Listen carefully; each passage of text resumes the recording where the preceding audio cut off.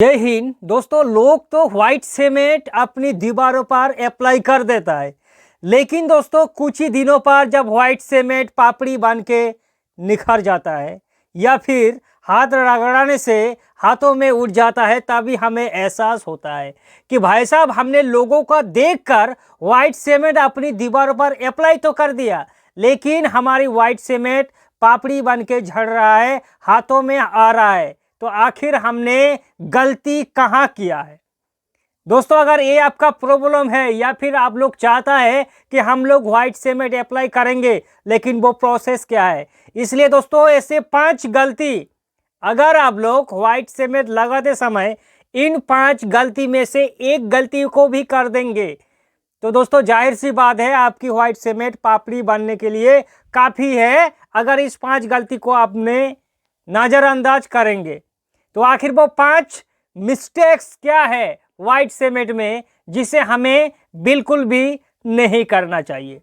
तो दोस्तों नंबर 1, पहला गलती व्हाइट सीमेंट लगाते समय एक गलती कभी भी मत करना। वो गलती है कि जब भी व्हाइट सीमेंट खरीदे किसी भी डीलर के पास, किसी भी दुकान के पास, तो व्हाइट सीमेंट दोस्तों आप एक अच्छा ब्रांड कंपनी का देख के खरीदना। सभी कंपनी अच्छा नहीं है दोस्तों, चुना गुना जो कंपनी है वही व्हाइट सीमेंट सबसे ज़्यादा बेस्ट होता है। अगर आप मुझे पर्सनली कहेंगे कि भाई साहब आपकी नज़र में सबसे ज़्यादा टॉप व्हाइट सीमेंट कौन सा है, तो मैं आपको 2 व्हाइट सीमेंट ज़्यादा रिकमेंड करूंगा। एक है बिरला और दूसरा है जेके कंपनी का व्हाइट सीमेंट। अब आप लोग कहेंगे कि बाकी कंपनी क्या खराब है? बाकी कंपनी भी ठीक ठाक है, लेकिन हर किसी का एक पसंद होता है। मेरी पसंदीदा दोस्तों बिरला और जेके बेस्ट होगा। ये पहला मिस्टेक्स यही होता है कि लोग गलत तरीका से किसी भी कंपनी का व्हाइट सीमेंट खरीद लेता है। दूसरा प्रोसेस जो है, दूसरा जो मिस्टेक्स है वो मिस्टेक है व्हाइट सीमेंट मिक्सिंग करते समय पानी का और व्हाइट सीमेंट का जो रेशियो होता है कि 1 किलो व्हाइट सीमेंट में कितनी मात्रा में पानी डालना चाहिए, इसको अगर आप लोग गलत तरीका से मिक्सिंग करेंगे तो आगे भी इसका प्रॉब्लम क्या होगा मालूम है? अगर आपका घोल ज़्यादा गाढ़ा हो जाएगा तो ब्रश ढंग से चल नहीं सकेगा। आपका व्हाइट सीमेंट 2 लेयर करेंगे तो 2 लेयर के बीच में व्हाइट सीमेंट मोटा ज़्यादा हो जाएगा अगर आप लोग गाढ़ा कर देंगे तो, और गाढ़ा ज़्यादा होने से आपका व्हाइट सीमेंट में क्रैक्स, हेयर क्रैक्स आने का चांसेस हो जाता है। दोस्तों अगर आप हमारे चैनल पर पहली बार आए तो वीडियो को एक लाइक करके चैनल को सब्सक्राइब जरूर करना। तो ये दूसरा नंबर गलती कि व्हाइट सीमेंट अगर मोटा कर देंगे तो क्या होगा, उसमें ज़्यादा क्रैक्स आने का चांसेस है। तो रेशियो इसका क्या है? सही रेशियो है 1 किलो लीजिए व्हाइट सीमेंट और उसमें 750 ml पानी डालें, यानी कि 5 किलो व्हाइट सीमेंट में 4.25 लीटर पानी डालिए, बस आपका घोल बिल्कुल भी सही तरह से बन जाएगा। क्योंकि इस मिस्टेक्स को कोई कहीं लोग दोस्तों क्या करता है, पानी ज़्यादा दे देता है और भैया कर देता है बिल्कुल भी पतला, और जैसे ही ब्लास्ट चलाता है तो ऊपर से मतलब गोड़ कर नीचे तक चला जाता है।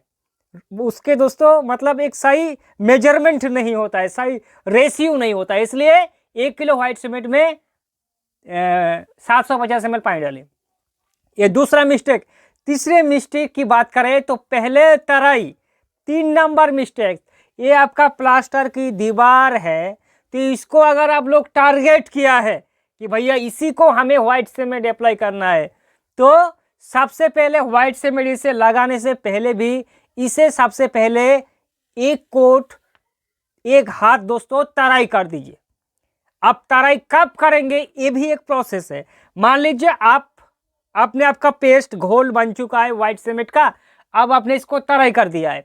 तराई करने के बाद देखना कि आपका दीवार का जो पानी है वो सूख जाएगा, लेकिन दीवार पर नमी बन के रहेगा, उसमें थोड़ा थोड़ा गीला गीला भाव रहेगा।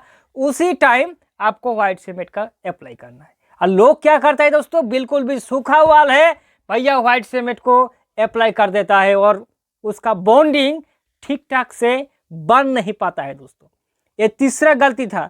चौथा नंबर गलती कि मान लीजिए खास करके आप बाहरी दीवार पर व्हाइट सीमेंट अप्लाई करेंगे, आपका दीवार पुराना हो चुका है या फिर बहुत ज़्यादा रब है और बहुत ज़्यादा धूप या बारिश की झपटा भी आने का चांसेस होता है, तो इस केस में आप क्या करेंगे? सबसे पहले किसी का बात मत सुनिए। बाहरी दीवारों पर दोस्तों अगर आप लोग व्हाइट सीमेंट करेंगे तो उसमें DDL का फेविकॉल मिलाना जरूरी है।